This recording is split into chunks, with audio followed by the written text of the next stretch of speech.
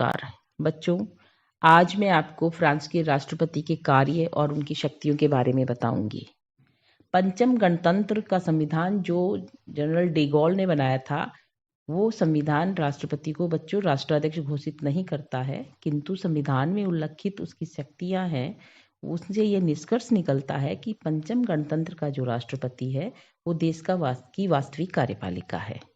शासन की समस्त शक्तियां उसमें निहित है। फ्रांस के राष्ट्रपति की शक्तियां भारत के राष्ट्रपति या ब्रिटेन की महारानी या सम्राट या जापान के सम्राट की तरह नामात्र की नहीं है, बल्कि अमेरिका के राष्ट्रपति के समान उनकी शक्तियां वास्तविक है। राष्ट्रपति जो है सो वो संविधान की धुरी है। वह राज्य का वास्तविक प्रधान होता है और राष्ट्रीय एकता का प्रतीक माना जाता है। बच्चों, फ्रांस में अध्यक्षात्मक शासन व्यवस्था है।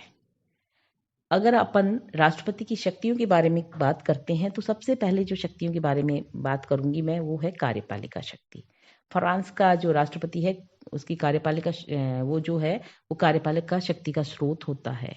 वह राज्य का सर्वोच्च पदाधिकारी होता है। वह समस्त सरकारी उत्सव पर राज्य का प्रतिनिधित्व करता है। वह जल, थल और वायु सेना का प्रधान सेनापति होता है। संविधान के अनुच्छेद 8 के अनुसार राष्ट्रपति प्रधानमंत्री की नियुक्ति करता है। राष्ट्रपति द्वारा प्रधानमंत्री की नियुक्ति अन्य देशों अर्थात भारत और ब्रिटेन के अनुसार नहीं की जाती। इन दोनों व्यवस्थाओं में, भारत और फ्रांस की व्यवस्थाओं में मौलिक अंतर है प्रधानमंत्री की नियुक्ति को लेकर। ब्रिटेन और फ्रांस में उसी व्यक्ति को प्रधानमंत्री पद पर नियुक्त किया जाता है जो संसद के लोकप्रिय सदन यानी निम्न सदन जो है, जिसे हम लोकसभा कहते हैं, उसमें बहुमत दल का नेता होता है। और ये संसदीय परंपरा भी है बच्चों। किंतु फ्रांस का राष्ट्रपति इस संबंध में न तो किसी वैधानिक मान्यता द्वारा बाध्य है और न ही किसी परंपरागत मान्यता द्वारा। प्रधानमंत्री की नियुक्ति वह अपने स्वविवेक से करता है। यानी कि फ्रांस का जो राष्ट्रपति है वो प्रधानमंत्री की नियुक्ति अपने स्वविवेक से करता है। और प्रधानमंत्री के लिए भी आवश्यक नहीं है कि वह नियुक्त होने के बाद राष्ट्रीय सभा का विश्वास मत हासिल करे। राष्ट्रपति जो है प्रधानमंत्री की सलाह पर सरकार के अन्य सदस्यों या मंत्रिपरिषद की नियुक्ति करता है और उन्हें कार्यमुक्त करता है। वह मंत्रिपरिषद की बैठकों की अध्यक्षता करता है, जिसके फलस्वरूप उसे सरकार की नीतियों को प्रभावित करने, निर्देशित करने और नियंत्रित करने का प्रत्यक्ष अवसर प्राप्त होता है। राष्ट्रपति राज्य के नागरिक और सैनिक पदों पर नियुक्तियां करता है। वह देश की सशस्त्र सेनाओं का सर्वोच्च प्रमुख होता है। वह वार्ताएं करता है, संधियों को अनुमोदित करता है, राजनयिकों को भेजता है और प्राप्त करता है। यह राष्ट्रपति जो है उन सभी वार्ताओं के बारे में सूचित रखा राष्ट्रपति को उन सभी वार्ताओं के बारे में सूचित रखा जाता है जो कि अंतर्राष्ट्रीय समझौते के निष्कर्ष की ओर ले जाती है और जो अनुमोदन का विषय भी नहीं होती है। वह उच्च परिषदों और राष्ट्रीय रक्षा समितियों की अध्यक्षता करता है। वह फ्रांसीसी समुदाय का प्रतिनिधित्व एवं अध्यक्षता करता है। वह संवैधानिक परिषद के अध्यक्ष और 3 सदस्यों की नियुक्ति करता है। जब हम विधायी शक्तियों की बात करते हैं बच्चों, तो फ्रांस का राष्ट्रपति संसद को संदेश भेज सकता है। यह संदेश उनके द्वारा पढ़े जाते हैं और उन पर वाद विवाद भी नहीं होता। राष्ट्रपति संसद के विशेष सत्र को बुला सकता है। इन सत्रों की समाप्ति भी उसी के आदेश द्वारा होती है।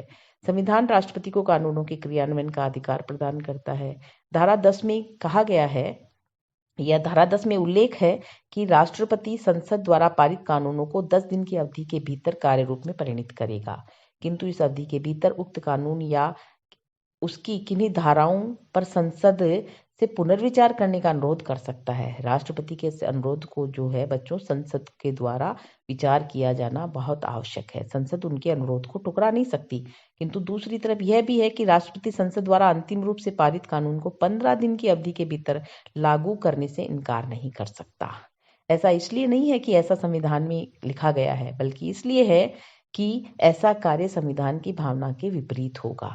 राष्ट्रपति प्रधानमंत्री के अनुरोध पर संविधान में संशोधन प्रस्तावित भी कर सकता है। व्यवस्थापन क्षेत्र में राष्ट्रपति की सबसे महत्वपूर्ण शक्ति है वो है राष्ट्रीय परिषद अर्थात संसद का जो निम्न सदन है उसको भंग कर सकता है। अनुच्छेद 12 के अंतर्गत वह प्रधानमंत्री तथा संसद के दोनों सदनों के अध्यक्षों की सलाह के बाद नेशनल असेंबली को विघटित कर सकता है। फिर भी संविधान द्वारा इस पर 2 प्रतिबंध लगाए गए हैं। वह नेशनल असेंबली को 12 महीनों में एक बार से अधिक बार विघटित नहीं कर सकता। दूसरा जो है वो ये है, नेशनल असेंबली को आपातकाल के दौरान भी विघटित नहीं किया जा सकता। वह संसदीय सत्रों के दौरान या संसद के दोनों सदनों के संयुक्त प्रस्ताव पर सरकार के प्रस्ताव पर किसी भी सरकारी विधेयक को जनमत संग्रह के लिए भी प्रस्तुत कर सकता है। यदि वह विधेयक जनमत संग्रह में मंजूर कर लिया जाता है तो राष्ट्रपति को 15 दिनों के भीतर इसे प्रख्यापित करना पड़ता है। वह उन आज्ञप्तियों और अध्यादेशों पर हस्ताक्षर करता है जिन पर मंत्रिपरिषद विचार विमर्श कर चुकी है। इसके अलावा जब हम न्यायिक शक्तियों के बारे में बात करते हैं तो बच्चों, पंचम गणतंत्र के अनुच्छेद 64 के अनुसार राष्ट्रपति न्यायिक सत्ता की स्वतंत्रता का संरक्षक होता है। उसे क्षमादान, भारत के राष्ट्रपति की भांति क्षमादान का अधिकार प्राप्त है। वह न्यायपालिका की उच्चतर परिषद की अध्यक्षता करता है। उसके 9 सदस्यों को भी वो नियुक्त करता है। इसके अलावा जब हम वैदेशिक संबंधों के संचालन की शक्ति के बारे में बात करते हैं तो राष्ट्रपति को इस क्षेत्र में भी व्यापक अधिकार प्राप्त है। वह राजदूतों, विशेष दूतों और प्रदूतों की नियुक्तियां करता है। विदेशों से आए राजदूत भी उसी के नाम से प्रमाण पत्र लाते हैं। संधियां और समझौते, अंतर्राष्ट्रीय समझौतों के विषय में भी उसका निर्णय प्रभावकारी होता है। संविधान की धारा 52 के अनुसार गणतंत्र का राष्ट्रपति बातचीत करता है और संधियों की पुष्टि भी करता है। फ्रांस का राष्ट्रपति विदेश यात्रा के समय देश का प्रतिनिधित्व करता है, पर राष्ट्रीय विषयों में मुख्य प्रवक्ता की भूमिका भी निभाता है। अब बच्चों, मैं आपसे बात करूंगी फ्रांस के राष्ट्रपति की आपातकालीन शक्तियों की। फ्रांस के राष्ट्रपति को आपातकालीन शक्तियां भी प्राप्त हैं। फ्रांस का राष्ट्रपति जो है आपातकालीन शक्तियों का प्रयोग राष्ट्रीय संकट के अवसर पर ही कर सकता है।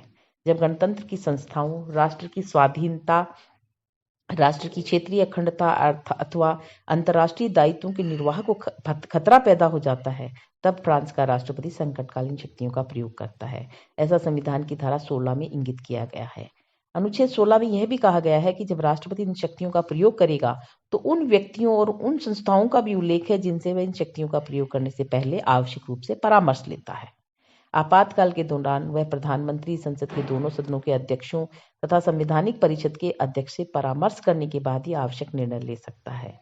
संकट काल के समय समस्त कार्यवाहियां जो है वो राष्ट्रपति के नाम के संदेश में प्रसारित होगी तथा इन कार्यवाही में संविधान परिषद का परामर्श लिया जाएगा। वह प्रधानमंत्री तथा संसद के दोनों सदनों के अध्यक्षों की सलाह से के बाद नेशनल असेंबली को विघटित करता है। फिर भी संविधान के द्वारा इस पर 2 निर्बंधन लगाए जाते हैं, जिसमें महत्वपूर्ण निर्बंधन ये है कि नेशनल असेंबली को आपातकाल के दौरान विघटित नहीं किया जा सकता। साथ में यह भी है कि बच्चों की राष्ट्रपति के लिए प्रधानमंत्री और दोनों सदनों के अध्यक्षों की सलाह को मानना आवश्यक नहीं है। इसके अलावा राष्ट्रपति प्रधानमंत्री द्वारा कहे जाने पर भी विघटन से मना भी कर सकता है। अब मैं बच्चों आपको वहां के राष्ट्रपति की वास्तविक स्थिति के बारे में बताना चाहूंगी कि संविधान द्वारा पंचम गणतंत्र के राष्ट्रपति को इतनी शक्तियां प्रदान कर दी गई है, इतनी व्यापक शक्तियां प्रदान कर दी गई है कि वह संसद, संविधान परिषद और मंत्री परिषद के ऊपर छा गए हैं।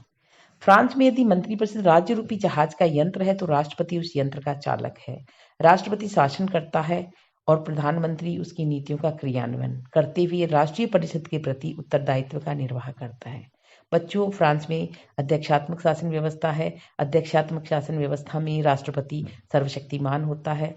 चतुर्थ गणतंत्र के राष्ट्रपति से पंचम गणतंत्र का राष्ट्रपति सर्वाधिक शक्तिशाली है। ब्रिटेन के सम्राट और भारतीय प्रधानमंत्री से फ्रेंच राष्ट्रपति बहुत अधिक शक्तिशाली है। फ्रांस के राष्ट्रपति को महाभियोग के अतिरिक्त हटाया नहीं जा सकता। प्रधानमंत्री संसद के प्रति उत्तरदायी है, किंतु राष्ट्रपति स्वयं उत्तरदायी नहीं है। उसे शासन का अन उत्तरदायी अध्यक्ष भी कहा जा सकता है। धन्यवाद बच्चों।